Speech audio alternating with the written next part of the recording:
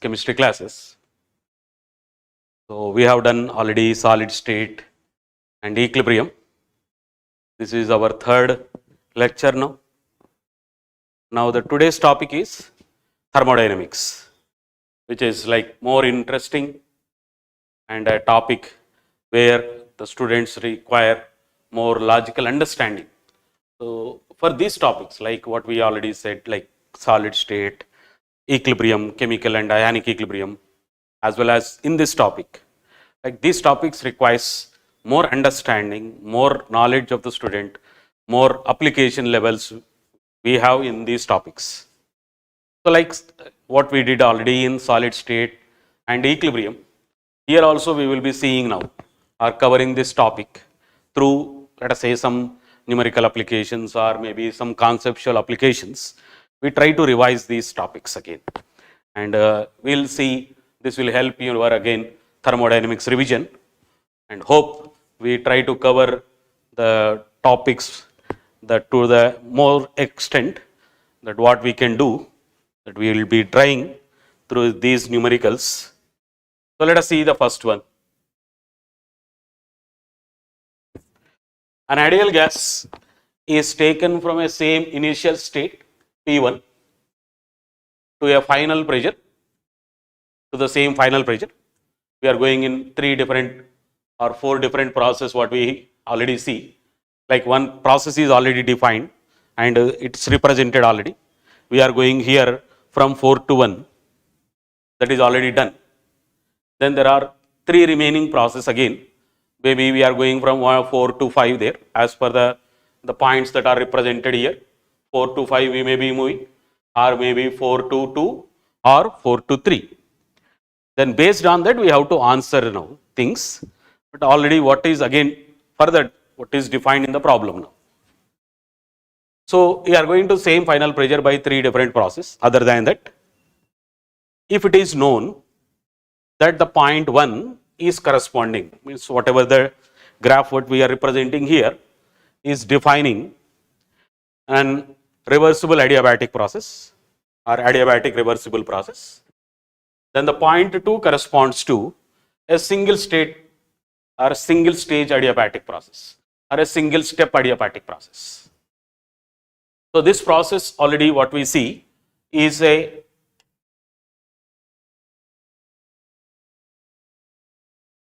reversible adiabatic process. Then it is defined that from 4 to 2 we are moving, then it is an first or a single step, means directly we are moving from 4 to 1, then directly, then it is an like a single step. So what is single step meaning? It's nothing but adiabatic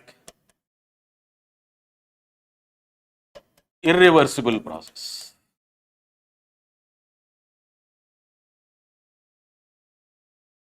So 4 to 1 is adiabatic reversible or reversible adiabatic, and 4 to 2 is an adiabatic irreversible.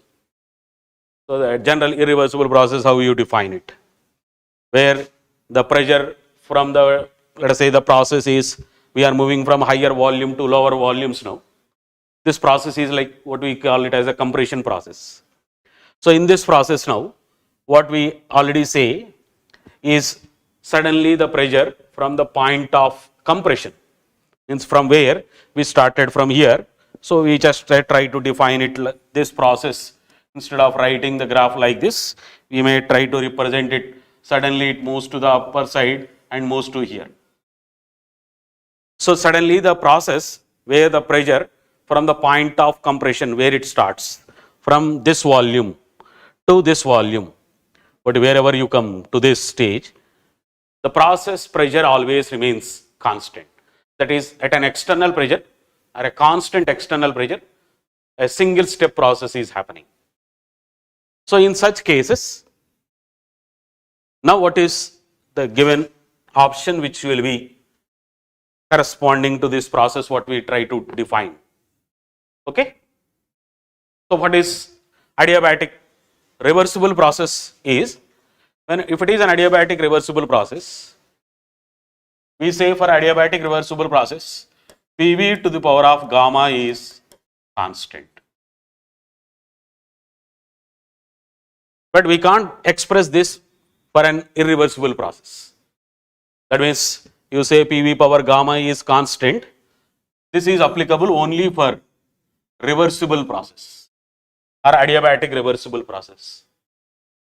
But for adiabatic irreversible process, we can't say PV power gamma is constant, because the graph cannot be defined properly. We can't write for any reversible process the graphs. So what we see in this case, like an irreversible and reversible. So if you just see the graph here like this, so what we just use the graphs and try to define the work done and all that. Then what is, we see all the remaining points also here. So let us say the point 3 may be a 2-stage adiabatic process. When 4 to 2 is a single step, 4 to 5 will be little bit more multiple steps. How a reversible process can be done? Suddenly increasing the pressures little bit, then compression happens. Then again increasing the pressures little bit, compression happens. So all the compression steps, all these compression steps from 4 to 1 is done with an infinitesimally slow steps.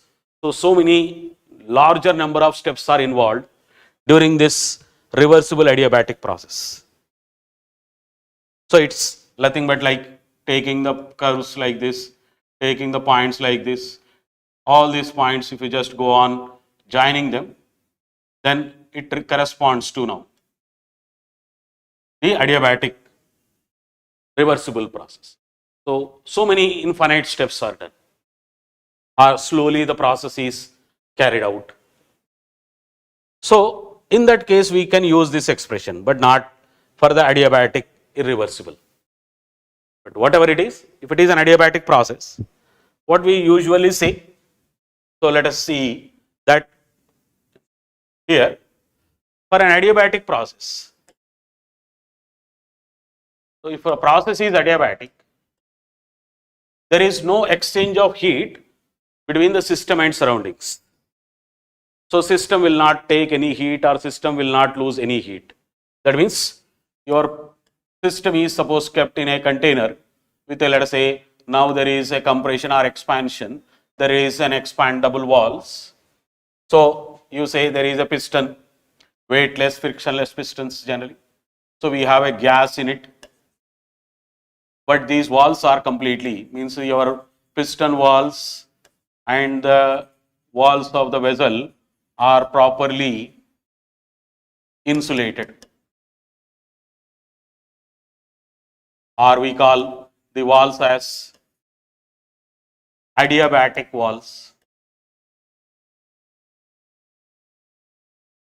So there is no exchange of heat between system and surroundings, or the gas is our system, means whatever the process where we try to determine the energy changes, that is according to the definition of system and surrounding, whatever the process where we are studying the energy changes is called our system.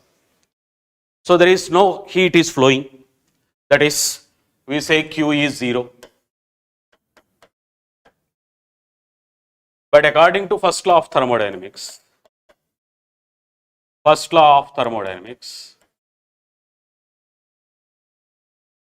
we can define this as Q means delta U, according to, let us say, like chemistry convention, we use this way: Q plus W is equal to delta U. This is the general convention, what we usually say, but maybe here in physics convention and chemical conventions are little bit different, where we write Q minus W is equal to delta U there. But the basic thing is, the work what we define here, W, what we define here is nothing but W is nothing but minus of P delta V or P dV. Means if you write in a smaller changes, we just usually write this expression like this. What is the general differential expression? What we write is, for any path variables, we generally don't use the differential function directly. We generally write a partial differential variable, that is dou Q plus dou W, because work and heat are path functions, and is equal to du. So when you are integrating them, actually we get the net heat. So when an integration is done, suppose when integration is taken for this partial functions, so we get net heat. For the functions, we don't write delta symbol for the larger when integration is done. So we directly write it as Q plus W is nothing but equal to integration of this is nothing but delta. This is okay, just trying to revise the topics, whatever is required for us. But W we usually say as minus of P dV. So when work is determined, we say work is an expansion of, means there is some energy consumption. When a process is done, some work, or when there is a work is involved, work is done, we usually represent it as minus of P dV. In physics, you will be seeing this as W is nothing but equal to P dV. Work done is there or not. But whenever work is done, as in a chemical convention, chemistry convention, we use as minus of P dV. That's why whenever you are doing, let's say work is done by the system, there is an expansion, we get the negative work, because during the expansion when a differential is dV, integration when it is done, so that we will get a V1 to V2, and during the expansion V2 is greater than V1. So we generally say this work we will get as a negative. Then work is done by the system. So then we will say work is negative work. But when there is a compression, work is done on the system, then work you will get positive, because final volume is less than initial volume. But when the process is like a reversible or an irreversible, so during the reversible also irreversible adiabatic. So if it is a reversible adiabatic or irreversible adiabatic, since work heat is zero, so we say work is nothing but change in internal energy. That means W is equal to delta U. But if you write work as minus of P delta V is equal to delta U, that means if I write P delta V during the compression, suppose, so if it is a reversible compression,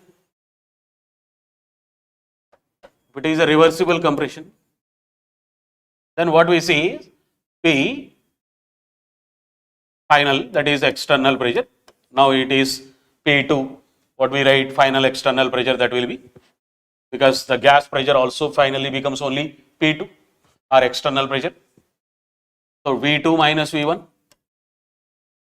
which is equal to delta U, but this one will be negative during the compression.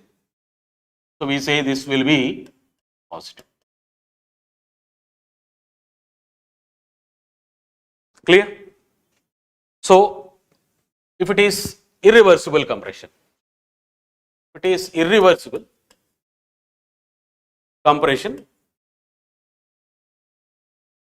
then also we use the same thing, but only we write the delta U part otherwise. The same thing, work will be PdV only, PdV, but we can't generally do like P delta V. In case of reversible, we integrate it anyhow.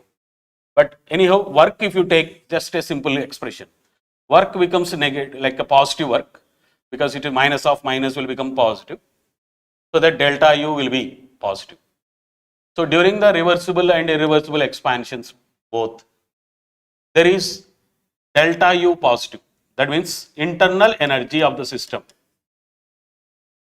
internal energy of the system usually here increases. So in an adiabatic process, since work done is on the system, which is a positive work, the internal energy is increasing. So when we consider now the things in this now, the point 3 may indicate the two-stage adiabatic process. So we are saying this is a single stage, this is a multiple steps.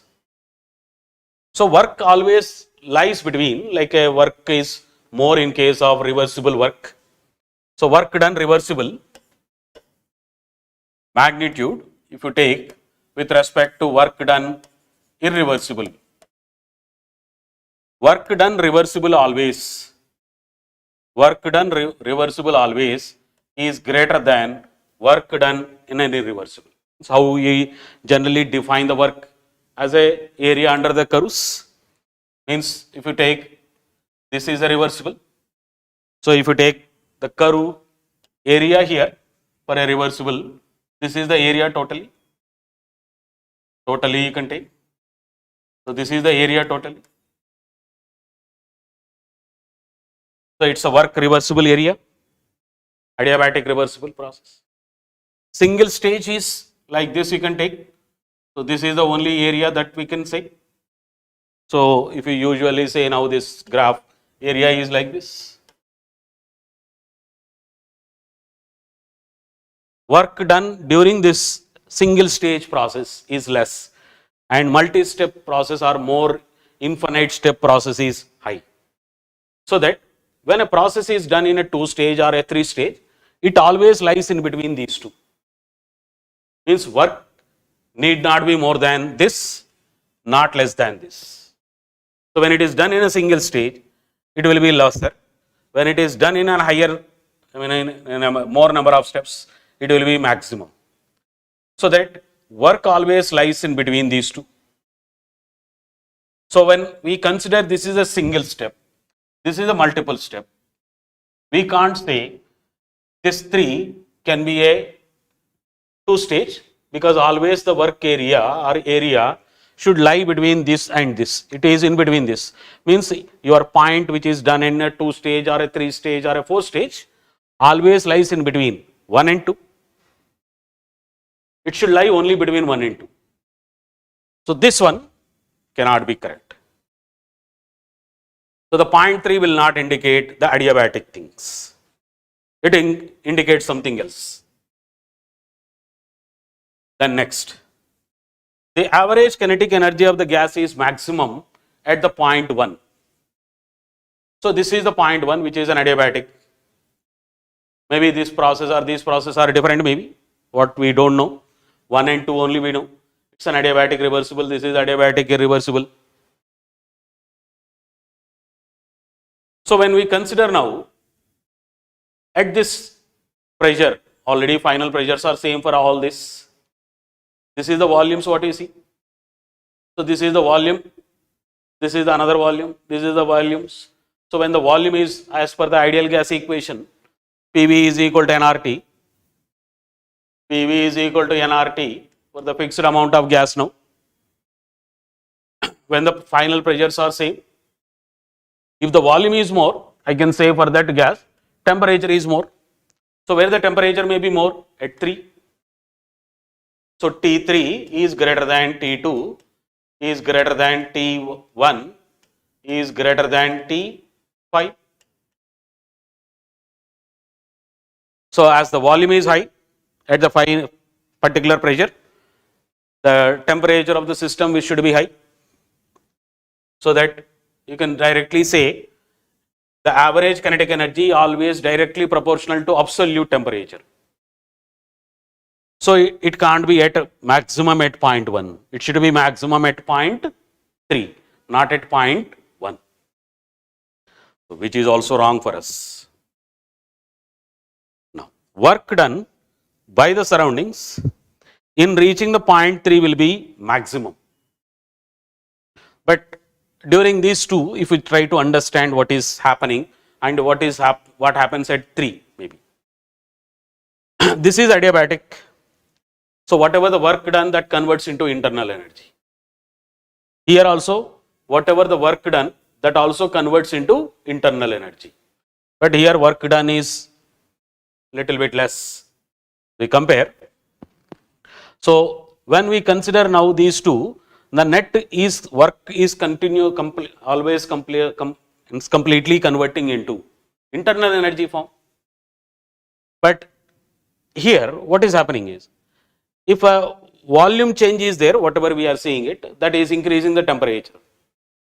That means what we are seeing is the work done, whatever is there, that should only increase the temperature. But here what you see is internal energy of the system is more than the internal energy here. Means your total work is not only consumed for increasing the temperature. It will be something that is, the system has taken some heat from the surroundings. System has taken some heat from the surroundings, means some heat has to flow to increase the temperature up to this. Because if the work energy is only utilized, it may go to 1 or 2, because both these processes are adiabatic processes. So at this stage, means if it is a process is going from 1 to 3, then it should not be. Only the work energy is converted into internal energy. Some other heat is also flowing into it. But anyhow, that is nothing to do for us now for this thing maybe, because work done by the surroundings in reaching the point 3 will be maximum. But if you see this, clear? So what is this is now is nothing but the area under this curve. So what is area under this curve indicates is, this is maximum or minimum when compared to this or this, or when you just try to see these two. This work or the area under the curve always indicates, under the PV graph, indicates always the work done. So this one will always be lesser than this one. This is again lesser than this. But if you go, this will be less. Clear? So as you just compare it, the area under the particular graphs, this graph will be always, or this area under this curve will be lesser than the others. So here the work done is not maximum also. So the only thing that might be left for us is, if the point 4 and 5 lie along the reversible isotherm, then T5 is less than T1. Anyhow, this is already we defined it. T1, T5, all this already defined with respect to the volumes. So if these are isotherm, this graph is an isotherm, reversible isothermal, then this is adiabatic reversible. Adiabatic reversible work is more than isothermal reversible. So under this area covering under this, so isothermal reversible and adiabatic reversible. Clear? So this work is more than this. So this temperature is more than this. Otherwise, already we defined it with respect to volumes. So this is the volume. This is the volume. So volumes are less at this stage. At 5, volume is clear. At this stage, it is 1. So this is anyhow higher than this. So at a defined particular pressures, this temperature should be greater than this. So T5 is less than T1. Done? Okay. So the next.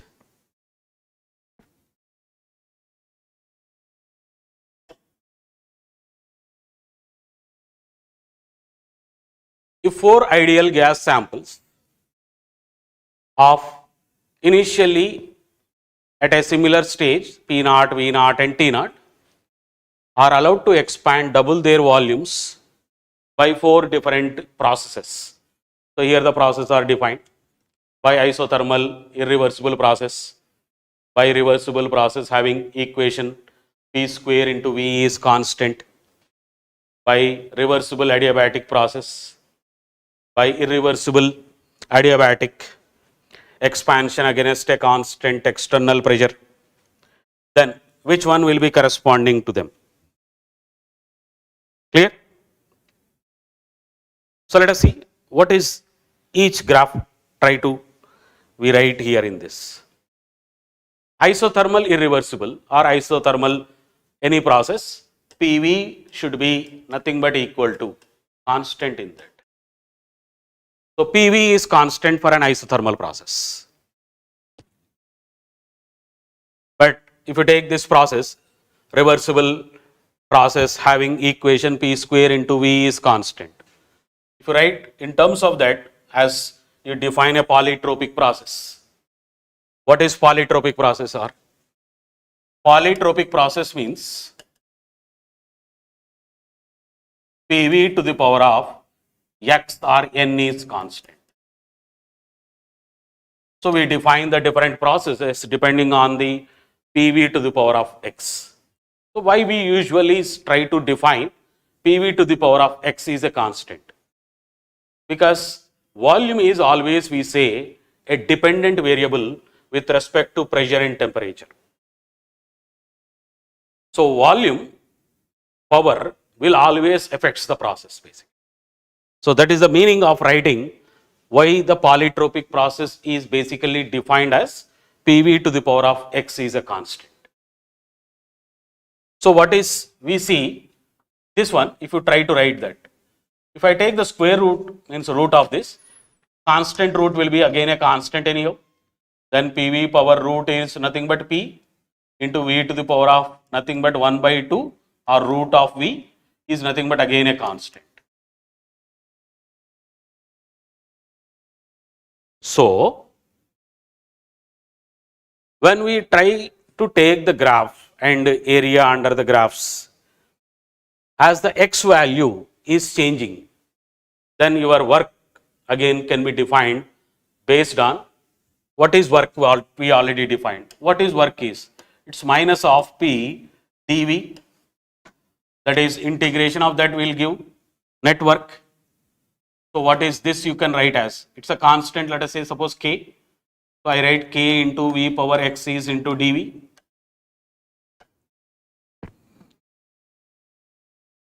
Clear? So K by V to the power of X into dV, that is minus will be there anyhow, that is okay. So that 1 by V to the power of X. So as the value of V, X value becomes, let us say high, the curve becomes steeper. So that the work can be defined with respect to that. Clear? So for isothermal graph, adiabatic process, what we define it. So for isothermal, this is the thing. For adiabatic, we can say, let us say it is a reversible adiabatic. We say the graph is nothing but PV power gamma is constant. So how you try to define this? If it is suppose adiabatic and reversible and adiabatic irreversible, reversible, isothermal reversible expansions are there. Suppose we are starting from the same point, we move to a same final volume.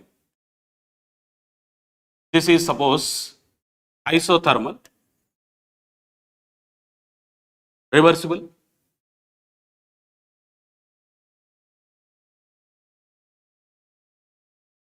but suppose the same process of same is taken under adiabatic process. The process takes place like this. So this is what we say adiabatic reversible.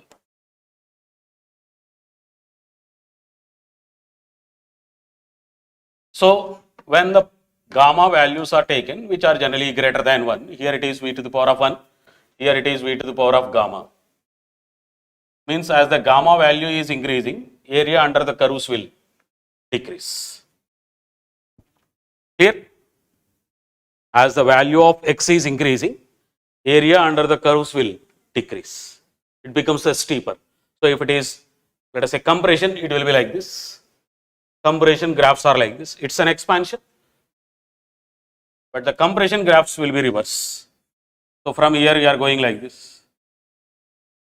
So what we already seen in the previous case, this was an isothermal reversible.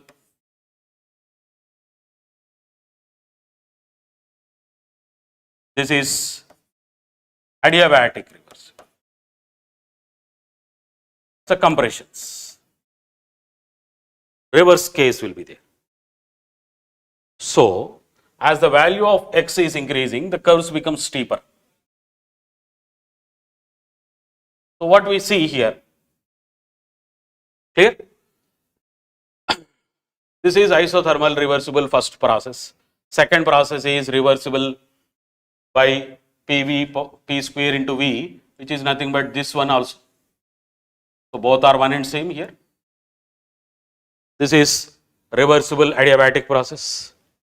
Then by reversible adiabatic expansion, already just defined now, adiabatic reversible work will be lesser than adiabatic irreversible work is lesser than adiabatic reversible work.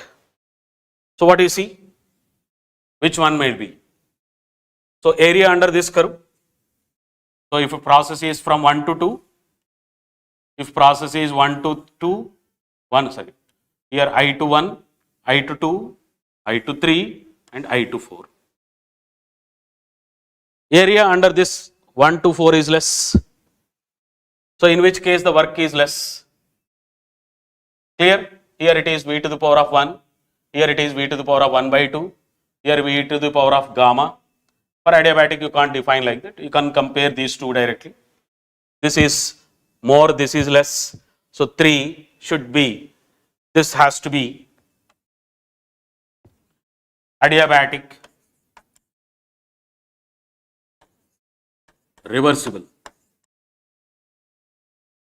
This will be isothermal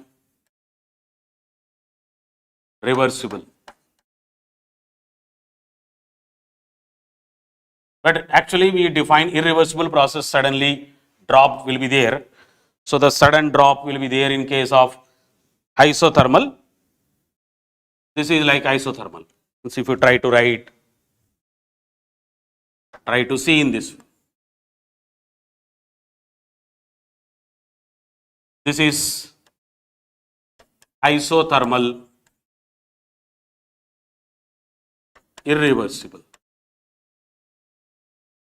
And this has to be now, sudden drop will be there also here.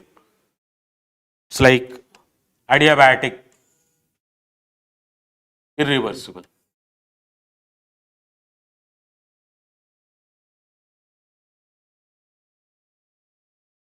So process 1 indicated by graph 2, because isothermal irreversible. So it is 1 indicates, clear? The isothermal reversible process having this one. So this is reversible, irreversible graph.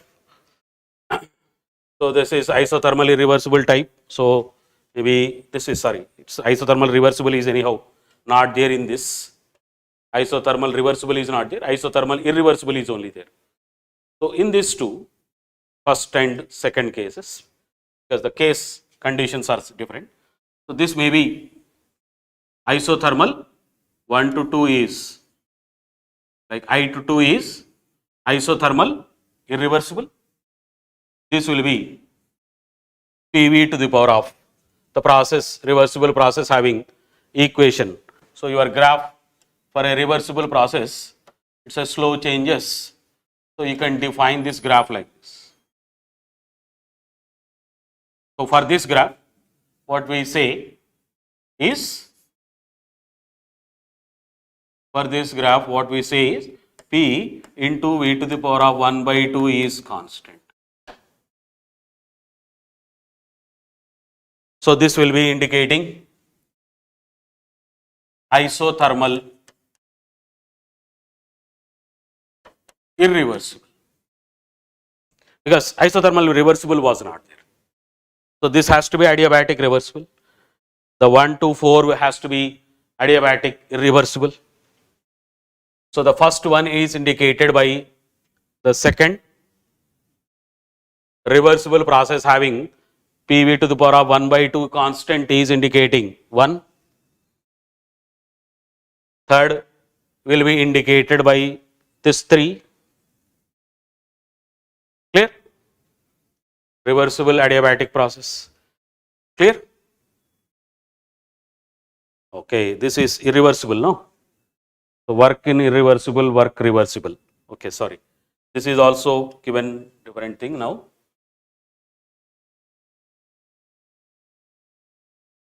Adiabatic reversible expansions will be like this.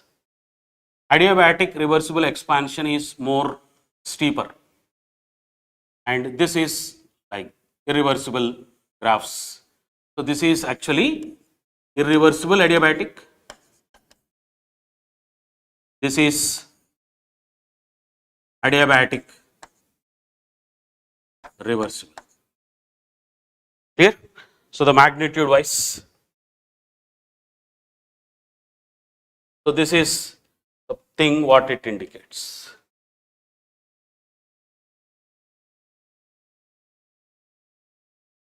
Thing done.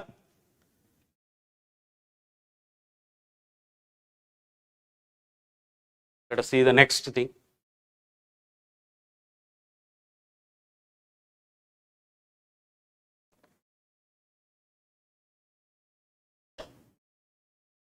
Okay. Two rigid adiabatic vessels A and B, which initially contain two gases at two different temperatures, are connected by a pipeline by a valve of negligible volume. The vessel A is containing 2 moles of neon gas and vessel B is containing SO2 gas. Then the volume of A and B vessels at vessels are 4 and 6. So it's a 4-liter vessel, it's a 6-liter vessel. It has neon, this has SO2. This is at 300 Kelvin. This is at 400 Kelvin. And Cp for the gases are given. Then process is adiabatic again, because walls are insulated in the meaning, because the vessels are adiabatic vessels. Then the final pressure in atmospheres, when the valve is opened and at 12 calorie heat is supplied simultaneously to the system maybe.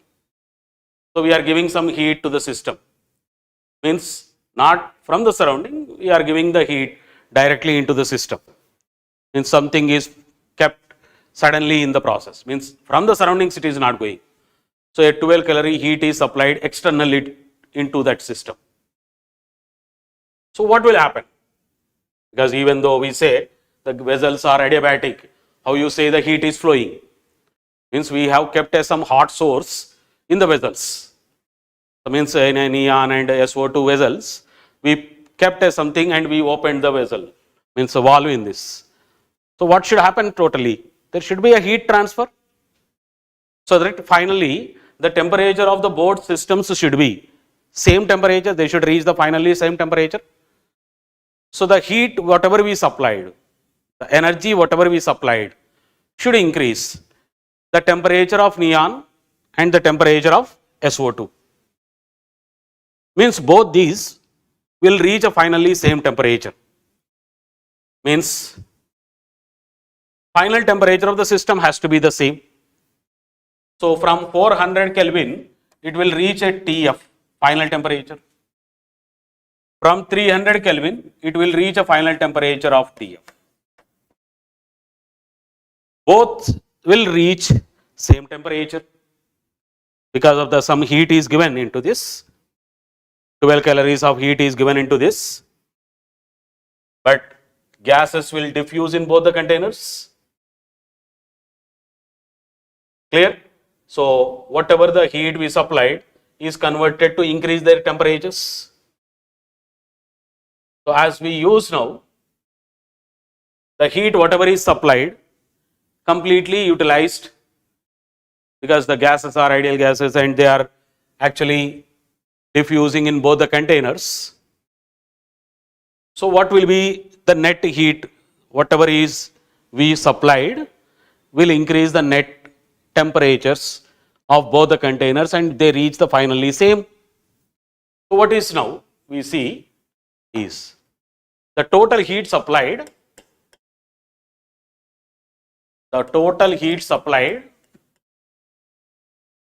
is equal to increase in internal energy of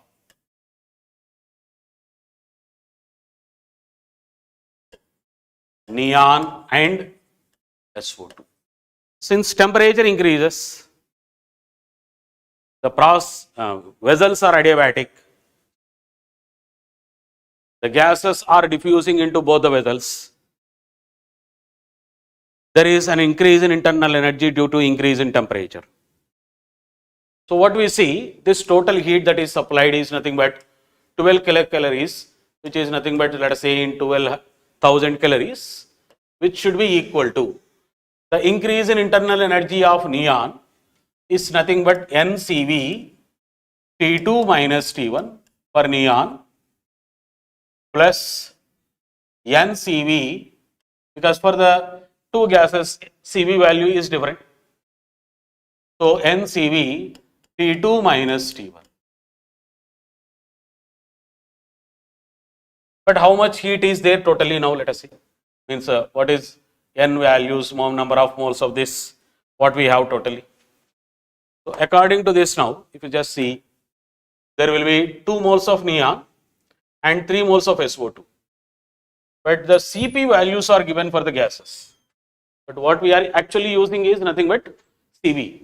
Why Cv we are using? Why not Cp? Because the vessels are rigid vessels. So the volume remains same. So the total heat supplied only increases internal energies. That is why we are writing their internal energy also. So what we have to take now, internal Cv values of the gases. So with respect to this, if I suppose take what is Cv for this, if Cp is 4R, Cp minus Cv is equal to R. So for this way, Cv for the gas is nothing but 3R. Here the Cv also for the gas is, Cv for the gas is nothing but it is 2.5 minus R. So it will be nothing but 1.5 R. Subtracting R from it, directly we will get their Cv values. So from here now, this is 12,000. Number of moles of neon, this is let us say neon, this is of SO2. So for this number of moles is 2, Cv is 1.5, otherwise you can write 3/2. R value is set to take as 2. This is final temperature is Tf minus initial temperature of neon is 300 plus we have number of moles of SO2 is 300. Cv is nothing but 3R we got.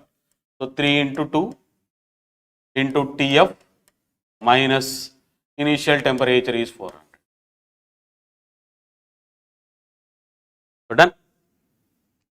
So what is this? It's nothing but 6 Tf minus 300 plus this is 18 Tf minus 400. So this is 6 plus this 24 Tf here. This is 6 into 18. This is 18 into 4. So 18 into 4 will be 237. So 72 plus 24. So 0, 0, 6. This is 9. So 9, 6. That will be the negative on that side. Comes here and becomes plus. So it is 12,000 plus 9,600.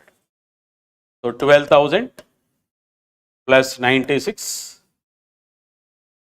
This is 6, 1, 2. So T final will be from here. What is T final? Just calculate that in terms of Kelvin we get. because we are taking in terms of Kelvin everything, because R is 1.98, otherwise approximately he said to take in that problem itself as 2 calorie per mole per Kelvin. So everything we got in terms of now T final in terms of Kelvin. So that now what is the final pressure? So final pressure will be T F, we know final pressure, final temperature. So it's nothing but as again ideal gas equation using total number of moles. So total moles, R value, T value by V final. But what is that? Gases are spreading in 2 containers when the valve is opened. So the total volume becomes 4 plus 6, that is 10. There is 2 moles of this and 3 moles of this. So total moles are 5. R value has to be taken as 0.08. Temperature you have to substitute here by final volume is 10. So we just suppose do the calculations and substitute that temperature there. We get the what is the final pressure. Clear? Then going to the next now. 2 moles of ideal gas is heated at a constant pressure of 1 atmosphere from 27 degrees centigrade to 127 degrees centigrade. So most of the questions that we will be seeing it in internal means in the thermodynamics is energy calculation, internal energy calculation, heat calculation, work, everything. So that suppose if we use this CV expression and he is asking us to calculate Q and delta U. But what do we generally say? Delta U is equal to nothing but NCV or DU if you use, because we have given the variation of CV with respect to temperature, means it is given in terms of as a function of temperature. So DU is nothing but NCV dt. So that internal energy on integration we will get this. So what is N is 2, that you can take as a constant. CV is given as 20 plus 10 to the power of minus 2 T of dt. Since it's a function of temperature, the temperatures are given from 27 degrees centigrade to 127. So this has to be 300, this is 400. So that delta U will be, what is this? This is overall 2. So integration in this 20 and plus this part. Integration of this 20 is again a constant. You can take 20 outside. Then 1 of dt is nothing but t. So with the limits of 300 and 400.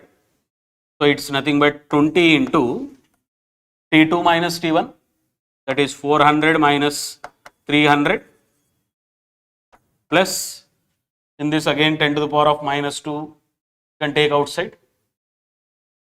Clear? So what is 10 to the power of minus 2? This is nothing but again t square. So that limits again if you apply it. So it's nothing but 400 square minus, this is nothing but 300 square by 2. So that integration of t dt is t square by 2. Okay. So if you calculate this, so what is this we are getting is, this is 100 into 20, 2000. This is 400 square, this is 300 square. If you take one of the 10 square common, so it's nothing but this part is 4 into 400, that is 1600. This is nothing but 9, 3 into 300, it's nothing but 900. So it's nothing but 700 because 110 square we have taken outside. Clear? So 210 square in this common 10 square part in this, we just take, I think, getting this, otherwise we do it like this. So it is nothing but 400 into 400 actually minus 300 into 300 by 2. This 100 you are taking suppose outside. In this 100 will go, in this 100 will go. That is what we have done. So this 100 into 10 to the power of minus 2. That is what we try to do, make it 1. So this is 1600. This is 900. So it's nothing but 0, 0, 5 and 2. Clear? 2, 5 by 2. So that it becomes now 1, 2, 5, 0. So this overall value is 1250. This is nothing but now 2000 into 2. So 2000, 1250, 0, 5, 2. Clear?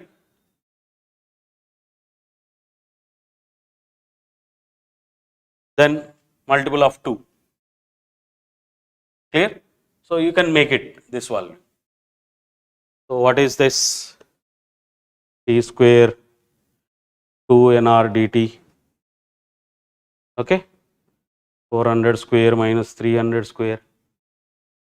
16, 900.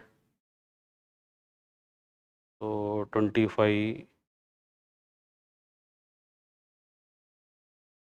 2 thing. This is 100, 2000. This is t integral of t. Clear? So t square by 2. So just see the calculation part. Just we are missing something maybe. So this is what is the general thing. Next, for calculating the Q, which is nothing but calculating the Q,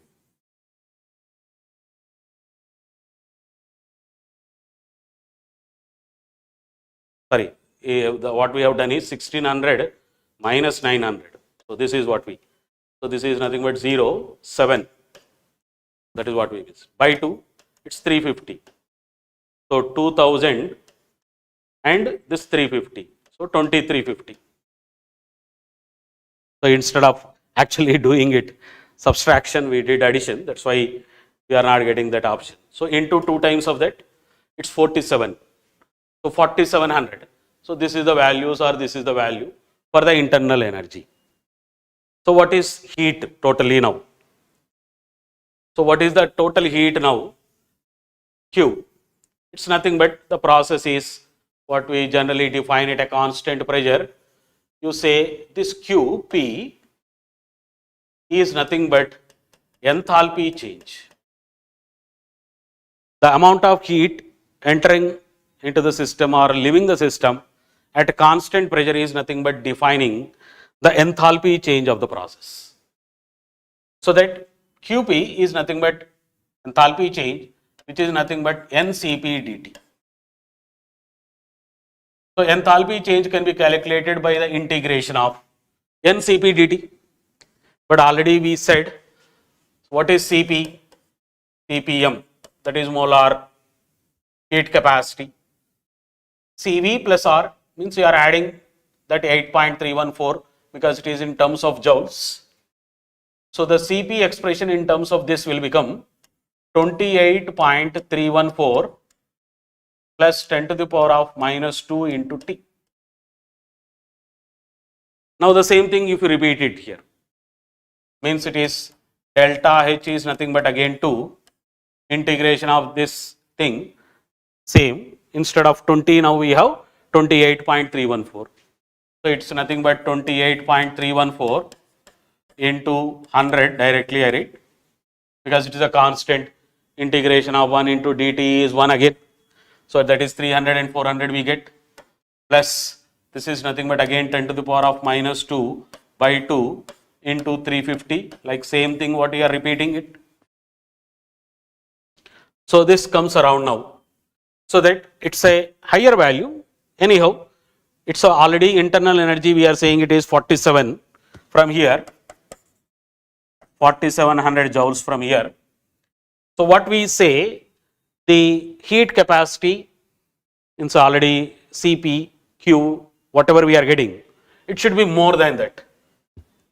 So this has to be the answer. Done.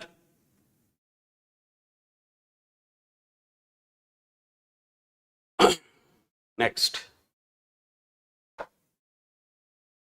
Space we left. The gas expands slowly against a constant variable pressure as P is equal to 1 by V bar, where V is the volume of the gas at each stage of the expansion. During the expansion from volume of 10 liter to 100 liter, the gas undergoes an increase in internal energy of 400. What is the amount of heat absorbed by the gas during the expansion? So what is the net heat we have to calculate? So again, this is internal energy change is given. The PV expression is given, or P and V is a constant, or P is equal to 10 by V, which is given. That means we usually say now the work we have to calculate. So what is your Q will be? So according to first law, Q plus W is equal to delta U.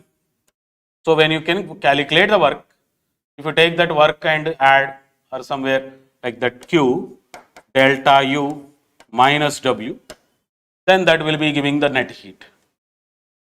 So already this is 400 directly given for us, minus what is PdV.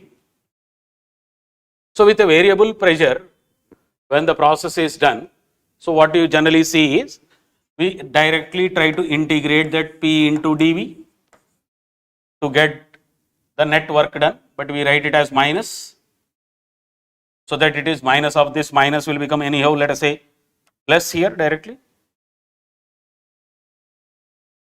So what is now the limits are 10 and 100. So this is 10, this is 100. But what is this P value given as 10 by V? That means it is nothing but 400 plus with the limits of 10 to 100, 10 by V into dV. But anyhow, the 10 I can take again common or outside, which is a constant, so that it is nothing but 400 plus 10 into 1 by V dV is nothing but ln, or you can write in terms of suppose base 10 logs, I can multiply with 2.303 log V with the limits of, let us say 2.303 we take outside and do the application of limits. So the limits are applied only this stage, that is 10 and 100. Okay. So what is log 10 will be and log 100 are? We know all this. Log 10 will be 1, log 100 is nothing but 2. So this is 2 minus 1, so that it is 1. So that this is 20, but it is given, sorry, it is given in terms of bar and volumes are taken in terms of liters. So what is this values you are getting? This value you are getting in terms of bar liter. So the work is in terms of bar liter. This was in terms of joules. So we have to convert your bar liter values into the joules values. So that because the options are given in terms of joules for us. So what we see, this is 400 plus this is nothing but already, this is 1 we said, it's nothing but 23.03. But we know this thing, 1 bar liter is equal to 100 joules. So 1 bar liter per mole per Kelvin is nothing but 100 joule per mole per Kelvin. So it is 100. So this is nothing but 23. This is 400. So that it comes out now 2703. Done.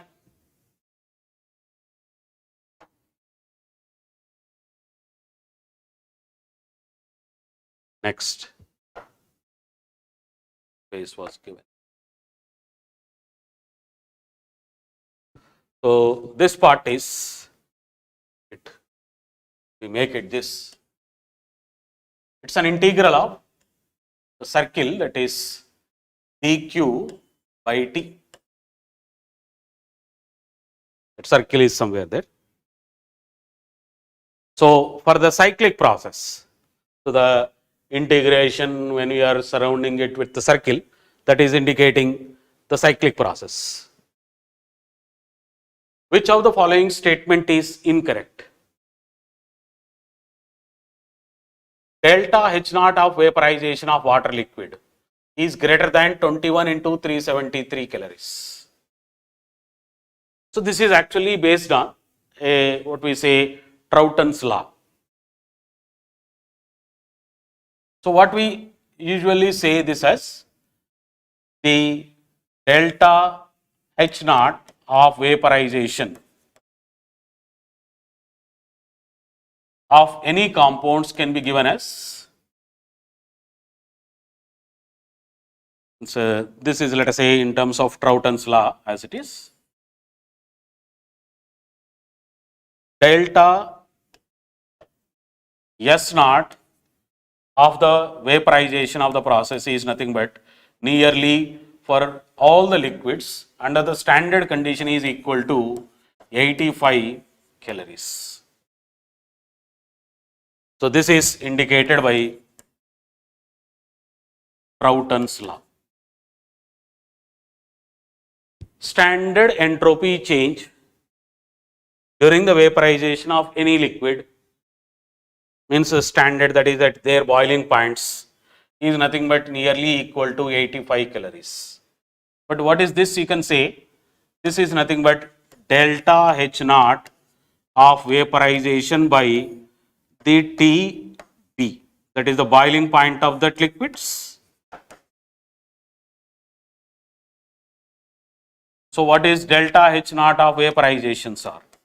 Delta H naught of vaporization of water liquid, because the water boiling point is nothing but, we usually say it is 100 degrees centigrade, that is nothing but 373 Kelvin. So that it is nothing but 85 into 373 calories.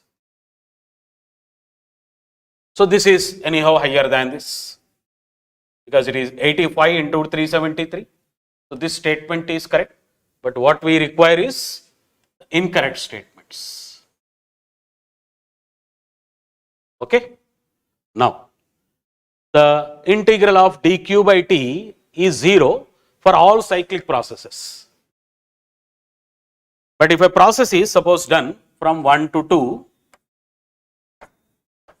in a reversible path, but if the process is done from the 2 to 1 in an irreversible manner, that is overall cyclic process becomes totally the irreversible process. But what is dq by t will give as an on integration is generally, it gives nothing but delta s or ds.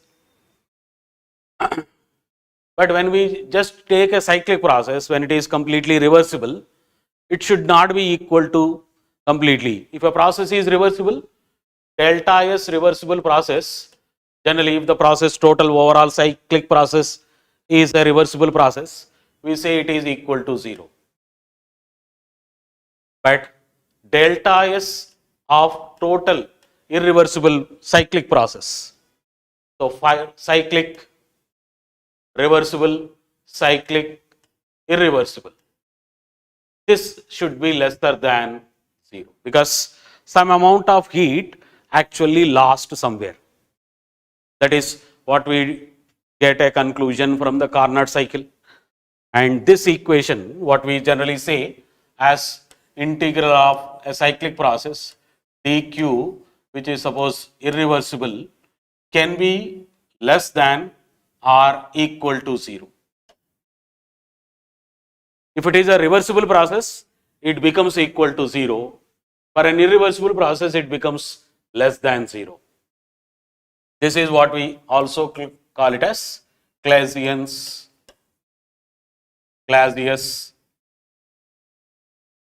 inequality.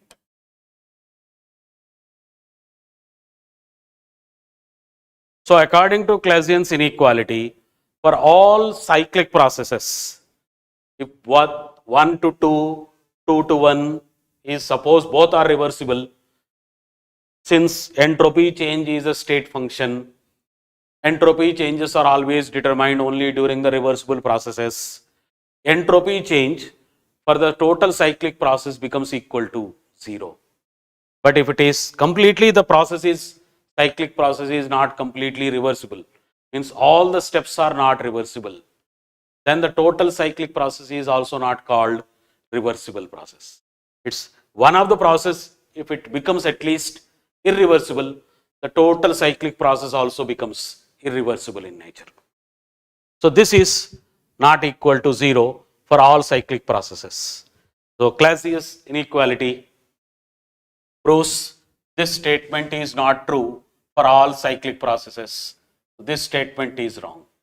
So this is our answer actually, because we need an incorrect statement.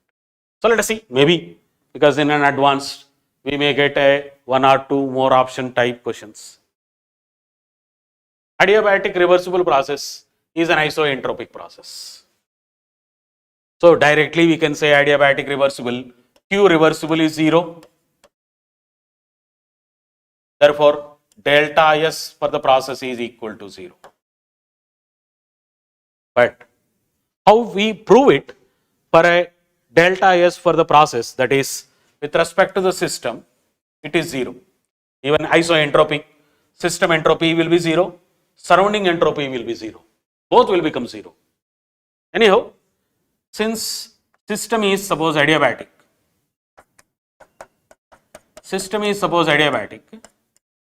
what we usually say, there is no heat is going into the system, so no heat is entering, so delta S surroundings will be 0.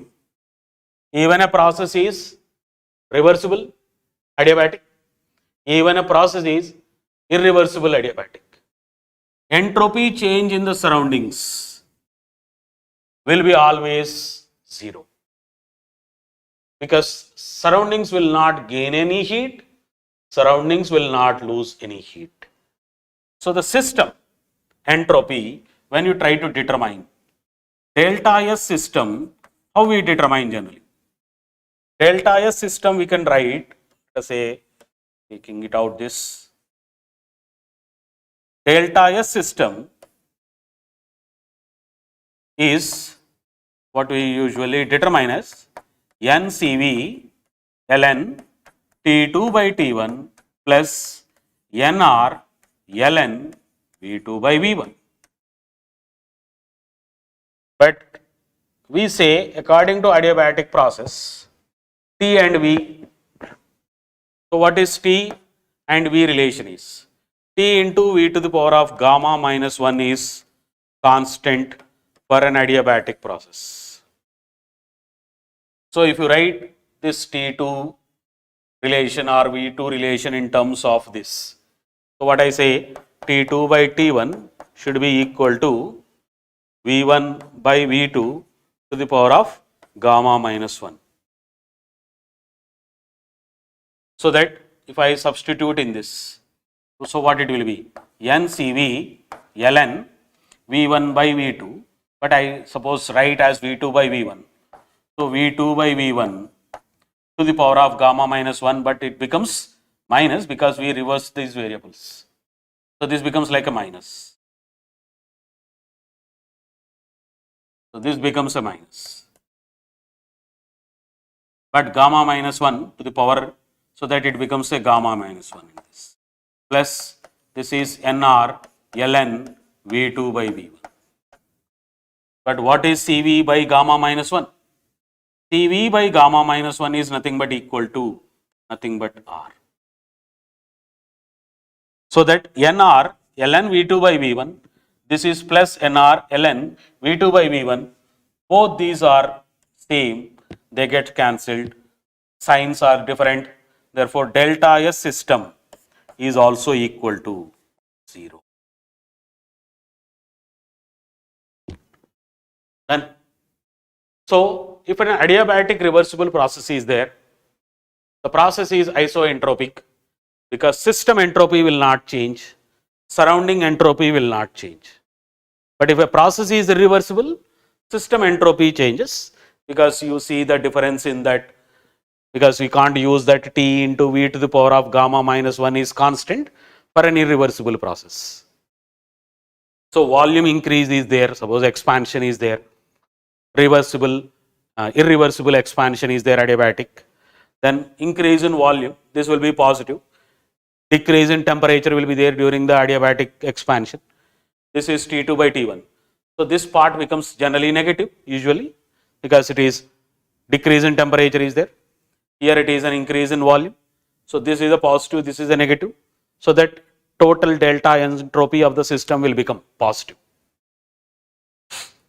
So what we say, for an irreversible process, entropy of the universe always increases because surrounding entropy is 0 in this case, even irreversible, reversibility is 0.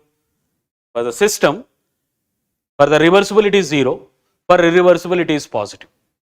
So that we say, in this case anyhow, for us, the adiabatic reversible process, the isoentropic process, this statement is true, but anyhow our answer, it's not an our answer. The next, heat exchange at constant volume condition will be an independent of the path. So QV, heat exchange, is nothing but, and a constant volume is nothing but change in internal energy, but internal energy is a state function now.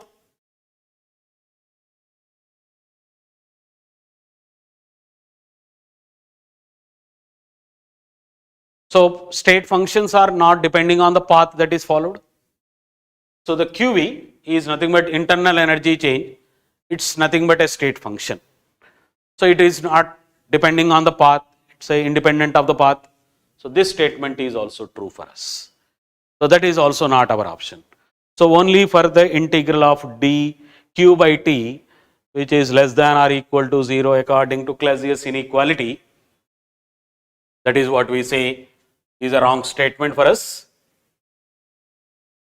Next, this type of questions during the entropy calculations, what do we usually see? Delta S for the following change, water solid at minus 10 degrees centigrade is converted into 1 atmosphere into water liquid at plus 10 degrees centigrade 1 atmosphere, and Cp for the ice, Cp for water. So usually the process is done at a constant pressure and the latent heat of ice is also given. But whenever we usually try to calculate entropy changes, this thing we should remember. Entropy changes are always determined by considering the process as to be irreversible. So how a water solid at minus 10 degrees centigrade is converted into water liquid at plus 10 degrees centigrade. Means how the process actually usually happens. That is, water solid which is at minus 10 degrees centigrade and 1 atmosphere first actually converts into water solid, means we are increasing the temperature in this process at a constant pressure. So water solid comes to the 0 degrees centigrade and 1 atmosphere. Means the process happens in a steps. So all these processes where water solid at minus 10 degrees to water solid at 0 degrees centigrade, the system is under the same physical state at a same atmospheric pressure, the process is happening. that is in a reversible path. Slowly the temperature of the system starts increasing, keeping the pressure same, everything same, volume same. Next, the process where solid will convert into liquid at 0 degree centigrade, because 0 degree centigrade is nothing but defined as the melting point of water. So it's a fusion process, so that where solid liquid means solid will convert into liquid at its melting point, and from here the water is from the liquid at 0 degree centigrade, it changes into plus 10 degree centigrade.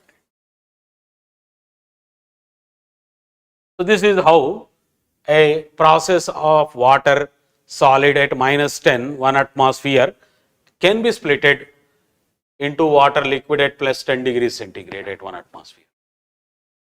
So what is during this process is happening?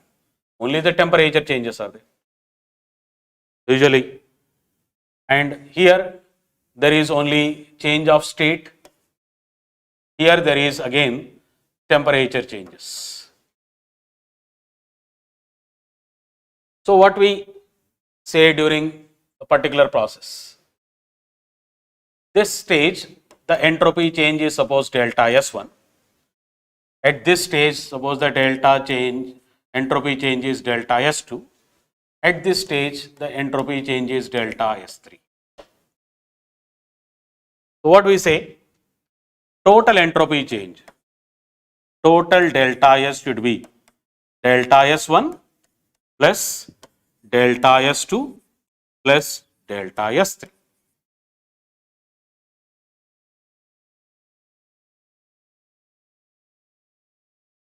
So delta S1 is nothing but, at this stage there is only a temperature change NCP ln T2 by T1 plus delta S2.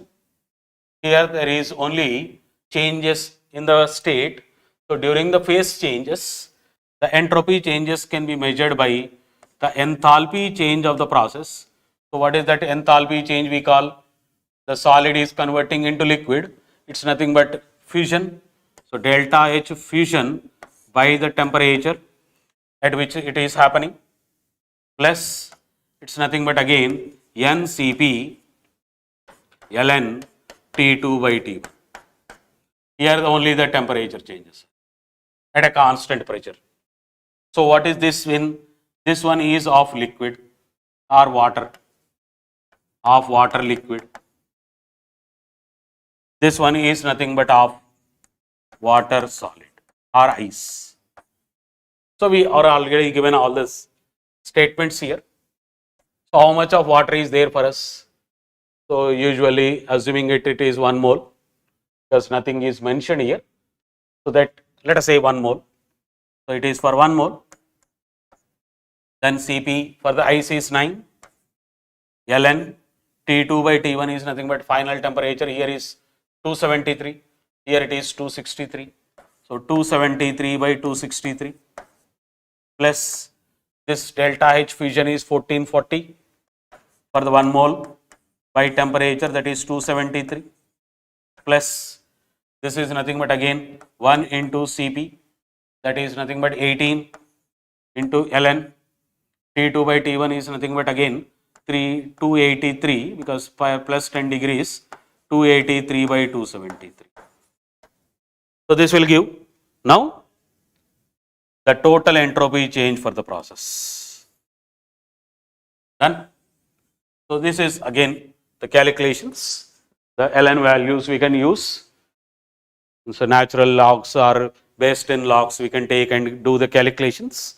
Then we get the net entropy change for the process. Done.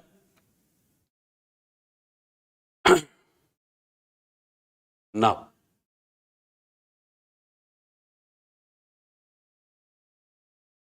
so this is the space we left. This is an interesting question again. Out of the different state variables here, E, H, G, A and S, the entropy is the only parameter where we can calculate its absolute values by using the third law of thermodynamics. Is usually say, according to the third law of thermodynamics, when you go to minus 273 degrees centigrade, 0 Kelvin, absolute 0, entropy of all systems should become equal to 0. So the entropy, the absolute entropy values, what we determine at 0 Kelvin should be equal to 0. If it is a perfectly crystalline solids, they become equal to 0. If it is, there is non-perfect crystalline solids or non-perfect solids, for them the entropy changes will not become equal to 0.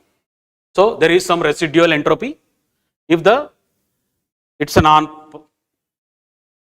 means it's not a perfect.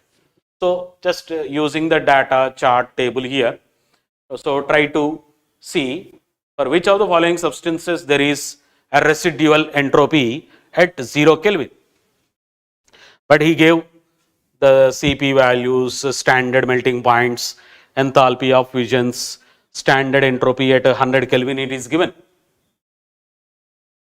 So how we actually determine the entropy changes totally, means ds. So already we said ds is nothing but, we just now go into the next page and see. So what is ds is nothing but, already said dou q reversible by t. So integration of that actually gives delta s. But what is dq reversible? You can take it as dq reversible as delta h, or it's nothing but ncp dt by t. So for a reversible process, dou q reversible, what do you take it as? ncp dt, because always whenever we try to determine any path variables, we try to convert these path variables into some units of, means in some parameters of state variables. So work done, path, function, we can't integrate it because it is inexact differential, we say. So we try to determine the net work done by integrating a state variable. So we write in terms of PdV, then we integrate it. So similarly, entropy change, now we are calculating dou q reversible by t, that is ncp dt. But as you see here, the Cp values of the compounds are given, but it is 0.35 into t, 0.25 into t, 0.15 into t, 0.45 into t. So let us assume now, because he is asking the residual entropy may be there for which type of solid, PQRS, at 0 Kelvin. So let us try to determine the entropy changes between 0 and 100. So if you try to see entropy change at absolute value of entropy at 100 is given. So if I can say entropy change, absolute value of entropy at 0, if I get suppose 0, then there is no residual entropy. If I don't get 0, then I will say it is having some residual entropy. So for that, we take Cp value, anyhow what we have all there, because anyhow we are trying to determine for 1 mole, let us say. So there n becomes 1 anyhow, assume it. So now it is nothing but 0.35, 0.25, 0.15, 0.45. You usually take now this as a constant, some k. So what we write this expression now as n is 1 for us, then we are trying to take the Cp value as k into t, expression into dt by t. So your t gets cancelled, and we are saying the limits as we are applying from 0 Kelvin to 100 Kelvin. So that your entropy changes, what we are determining now, what we write is between 0 and 100. You say entropy S naught at 100 minus S naught at 0 should be equal to as delta S. So your delta S is nothing but this, but K is a constant we can take outside, K into with the limits, let us say 1 into dt, that is T, with the limits 0 and 100. So what is this now? This is 100 minus 0. So this is only 100. So K into 100 is nothing but S naught at 100 and S naught at 0. So let us take now conditions as for P, substance P, solid P.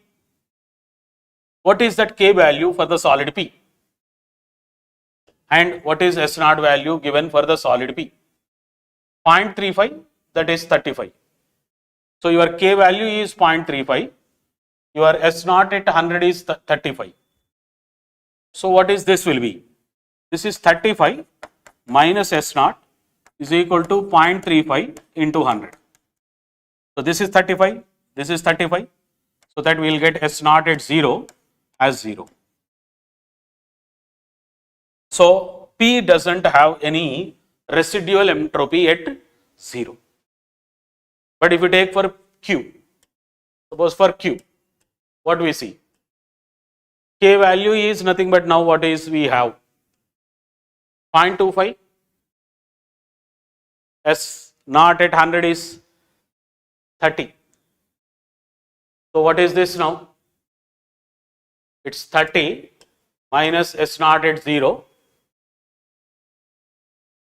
is equal to how much we had?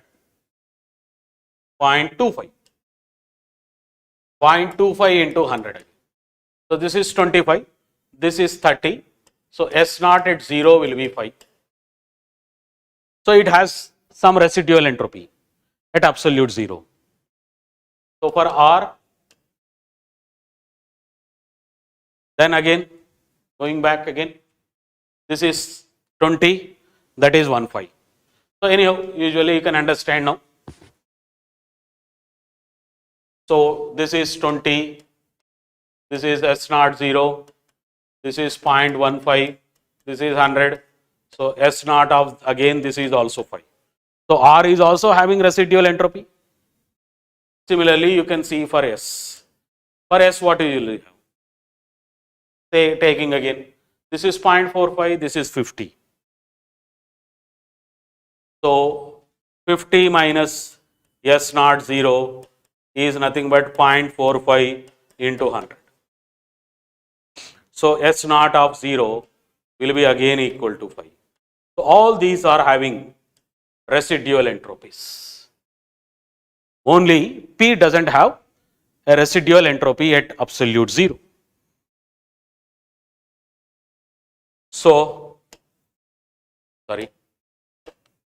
So this is where Q, R, S, all the three have residual entropy.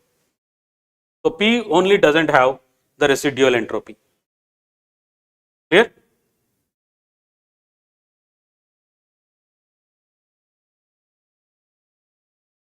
Done? Now, coming to the next. The entropy change in argon is given to a good approximation by the expression. Calculate the change in entropy, Gibbs free energy, for 1 mole of gas or 1 mole of 1 mole of argon gas when it is heated from 300 to 400 Kelvin at constant pressure. Express the answer with sign and decimal places. Okay. So let us taking this. But we suppose Gibbs free energy change what we wanted to take from the standard thermodynamic relation. dG is nothing but equal to VdP minus SdT. So it's a basic thermodynamic relation that we use for the free energy changes. But the process is constant pressure. So the dP is 0.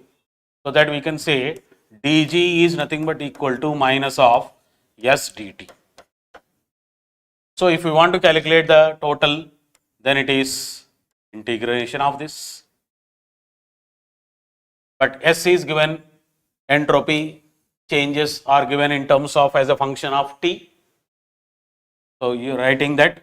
So delta G, this is nothing but minus of 36 plus 20 ln T dt.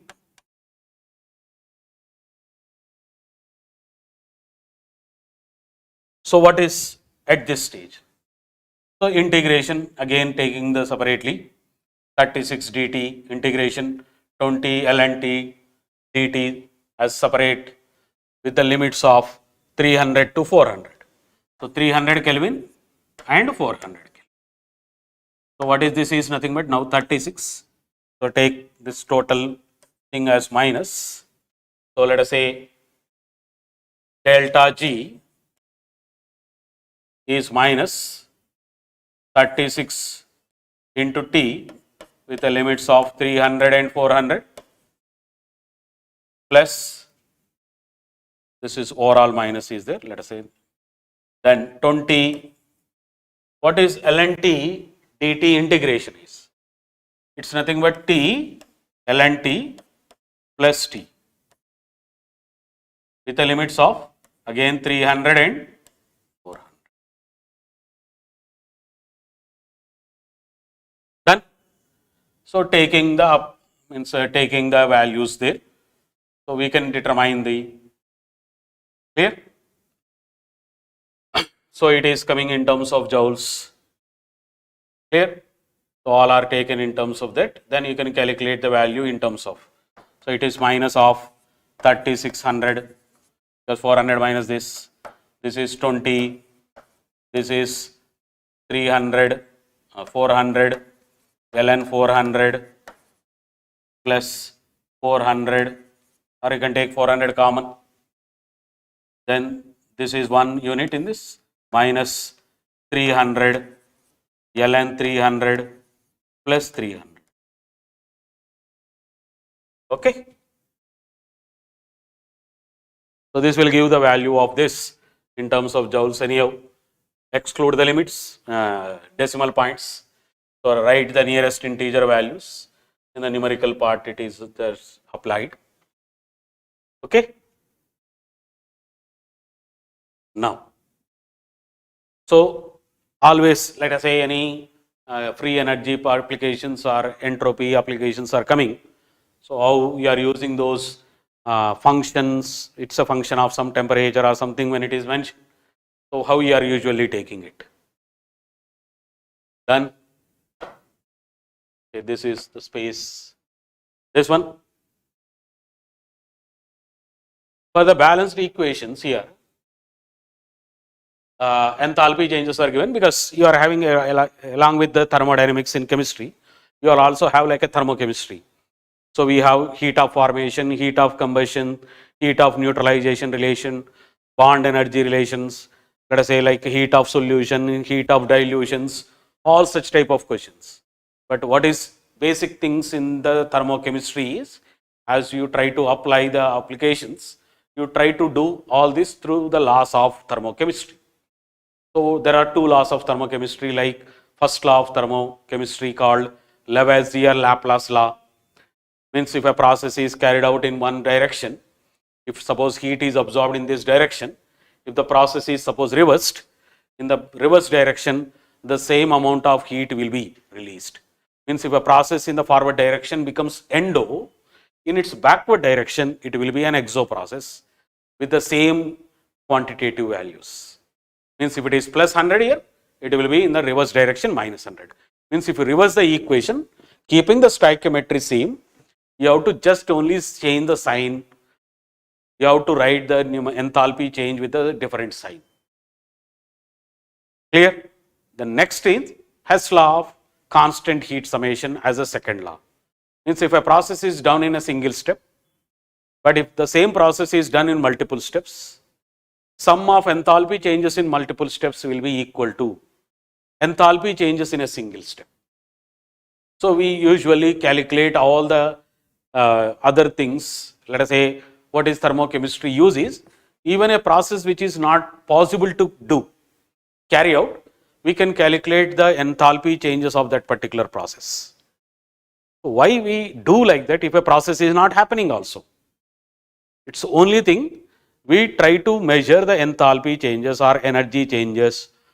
Thermodynamics we are studying, as far as chemistry conventions, chemistry in, like I say, the energy changes we wanted to use to predict whether the process is a spontaneous process. So based on that energy changes, can we able to define which process is a spontaneous process? So what is the criteria to explain the spontaneity of a process? So even a process which is not possible to carry out, for such type of process also, we can determine the enthalpy changes using the laws of thermochemistry. So that when we usually take the enthalpy changes here and do the applications, that is formation, combustions and all that, okay, that is basic thing. Let us say we can see later there. So this one N2O5 is this balanced equations. These are the enthalpy changes for them. So 10 moles of N2O5 and 30 moles of O2 gas is taken in a chamber to cause a complete conversion of N2O5 to NO2 and partially reacts with remaining oxygen such that the volume percentage of oxygen in the vessel becomes 50. That is O3 becomes 50.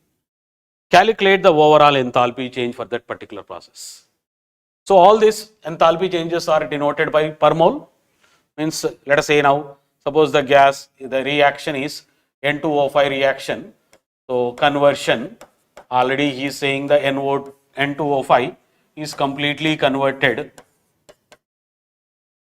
So how much of this we have? 10. How much of this we have? 30.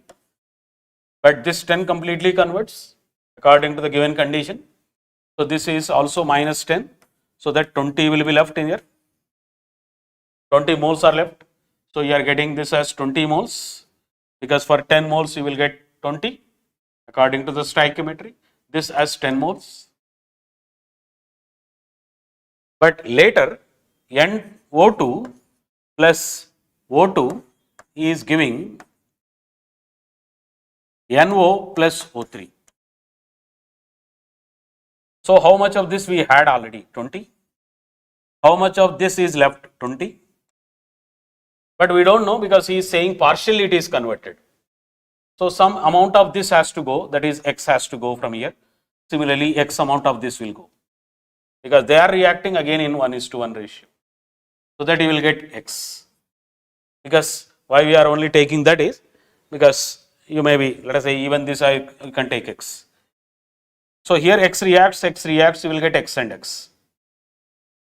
So that the overall changes here will not be there with respect to the initial condition. That is, you have 20 here, we have 20 here, we have 10 moles here.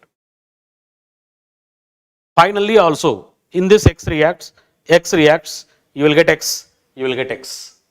So that overall total moles again remains same. So what is the overall moles is? Total moles is always, total moles after complete reaction is, what is left is 20 minus X plus 20 minus X oxygen plus XNO plus 10 plus X. So here X will cancel, it will be totally 50 only. That is what we had at initial stage after the first reaction also. So what is he saying? Since the process is done in a particular condition, the volume percentage is given. But a process is at a constant pressure and temperature, volume is always directly proportional to moles. Means your volume percentage should be nothing but mole percentage. So what is mole percentage is of O3? That is 10 plus X by 50 into 100 is equal to 50. Total moles are 50. 10 plus X moles of O3 is there. So this is 2. This is 25. So X is nothing but 50. Means here 10 moles of this is consumed. So that this energy becomes nothing but into 10 times. Because for every 1 mole of N2O5 reaction, this is 200 kilojoules of heat is absorbed, because it is a plus. So that it becomes 2000. But during this process, only 15 moles of this is consuming. 15 moles of this is consuming. That means into 15, which is nothing but 20 into 15 is nothing but minus 300. So that your overall energy will be 17. That's it. Done. So how much of that we have to calculate it? For that the percentage of ozone is given, but volume percentage is nothing but mole percentage. So we can determine that. So let us see this one, the last thing.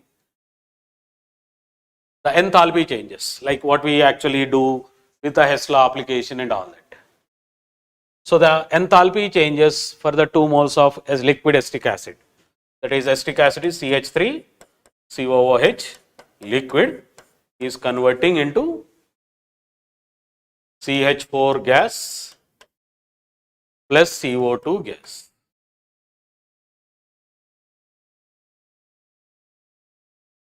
But resonance energies are given, bond energies are given.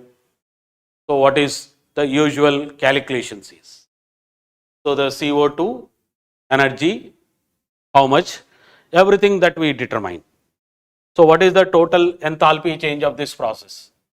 Total enthalpy change of this process will be nothing but actually total enthalpy change of this process is the enthalpy of vaporization, because you have to convert acetic acid, first liquid acetic acid into gaseous acetic acid,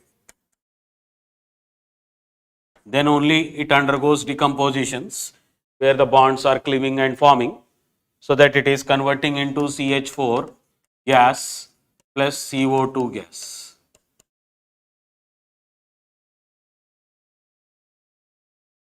Clear? So that this process enthalpy change we know, that is it is 50. But what is this process enthalpy changes? For any particular process, when all components are taken in the gaseous form, the enthalpy change of this process is actually is nothing but the bond energy, means directly I am just trying, bond energy of reactants minus bond energies of products. So when you use bond energies, when we use bond energies to determine the enthalpy changes of the process, we can determine through the bond energy of reactant minus bond energies of products. Means what energies exist in this? That is reactants. What is the bonds? There is 3 CH bonds, 1 CC bond, a C double bond O, 1 single bond CO, 1 OH bond. What is in this? There are 4 CH bonds and C double bond. Clear? So we can use these energy values to calculate. So already the bond enthalpy of CH is given, C single bond O is given. So O double bond O, that is we use, let us say maybe bond energies, enthalpy of formations if we use, and CC bond energy, that is also required for us, OH bond energy, C double bond O bond energy. So all that we can use and calculate. Clear? So this resonance energy is anyhow I think is not enough useful for us. So let us say directly we can calculate now for the 2 moles. So only calculate this, multiply with 2, that is what you get enthalpy change for this process. Okay. So this is only again only the calculations whatever we require. So here the enthalpy change is directly given for us that we can take, but enthalpy change of this directly you can use from this. If you add these two, then you will get the net enthalpy change for the process. Clear? Because heat of formations are not given, so there is no need of using the resonance energies at this stage, I think. So directly we can use the bond and enthalpies, then we can calculate it. Done? So that we end with this here, and we'll see in the next session. Thank you.